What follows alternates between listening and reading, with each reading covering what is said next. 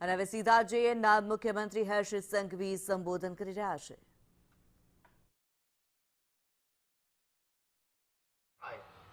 અને એઆઈ ટેકનોલોજીના માધ્યમથી ઇન્ટિગ્રેટેડ ટેકનોલોજીના માધ્યમથી આપણે આવનારા દિવસોમાં ટાર્ગેટ કર્યું છે કે આપણા પોર્ટલ્સને દરેક જિલ્લાના અલગ અલગ પોર્ટલ્સ જરૂરથી બને, પરંતુ એનો જે ડેટા છે એ એક જગ્યા પર ભેગો થાય ને એ ડેટાનો ઉપયોગ આપણે પોલીસિંગની અંદર ઝડપથી કરી શકીએ તે દિશામાં આગળ વધી રહ્યા છે.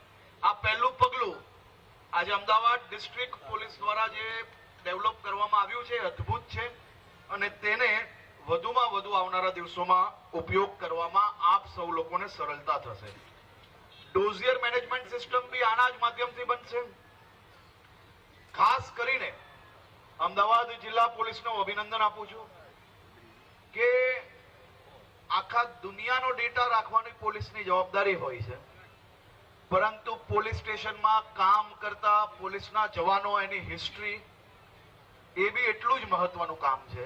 આખું ઓનલાઈન પોર્ટલ ડેવલપ કરીને આ તમામ જે પોલીસ પરિવાર છે, પોલીસનો સ્ટાફ છે, કયા પોલીસ સ્ટેશનમાં કેટલા લોકો છે, એ પોલીસના જવાન પહેલા કઈ કઈ જગ્યા પર કામ કર્યું છે, એની ઉપર કોઈ બી ઇન્ક્વાયરી હશે તો બી એનો ડેટા એની ઉપર આવશે. આ બધા જ પ્રકારના ડેટા એ ઓનલાઈન પોર્ટલની અંદર એક પ્લેટફોર્મના માધ્યમથી સરળતાથી કોઈ પોલીસ સ્ટેશનની અંદર આપ જોઈ શકો, પોલીસના અધિક્ષક એને ડાયરેક્ટ જોઈ શકે તે પ્રકારની વ્યવસ્થા કરી છે.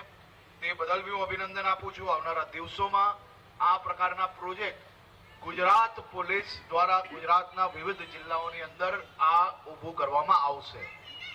ખાસ કરીને જે દરરોજ રિપોર્ટો લેવાના હોય, સામાન્ય રીતે તમને એવું લાગતું હશે કે પોલીસિંગ તો એમને એમ ચાલતી હશે, પરંતુ પોલીસની અંદર દરેક પોલીસ સ્ટેશનની અંદર દરરોજ જે રિપોર્ટો બનાવવાના હોય ને એમાં કેટલો સ્ટાફ એવો હશે કે આખો દિવસ એને રિપોર્ટ બનાવવામાં જ નીકળી જતો હશે.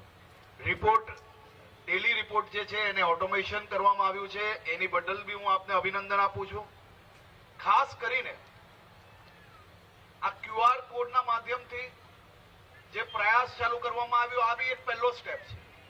આવનારા દિવસોમાં ગુજરાત પોલીસ દ્વારા ગુજરાત પોલીસના વડા આ વિષય ઉપર કામગીરી કરી રહ્યા છે અને પરિવારથી લઈને SOS કોલથી લઈને સીધું યાત્રિકોના જે ફોનમાં જે એપ છે એની અંદર જે SOS ની વ્યવસ્થાઓ છે એ ડાયરેક્ટ 112 જોડે જોડવાનો પ્રયાસ બી ચાલી રહ્યો છે.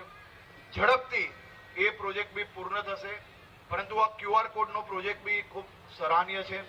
આ લાગુ બધા આખા જિલ્લામાં થાય, માત્ર એવું નહીં કે સાણંદ અને અમદાવાદ ગ્રામ્યના મોટા ગામોની અંદર મોટા નગરોમાં થાય.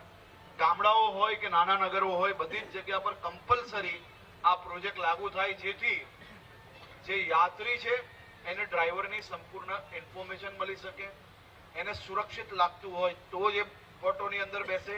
એ પ્રકારની વ્યવસ્થાઓ બી આવનારા દિવસોની અંદર કરવામાં આવશે. હું ગુજરાત પોલીસને ખૂબ ખૂબ અભિનંદન આપું છું.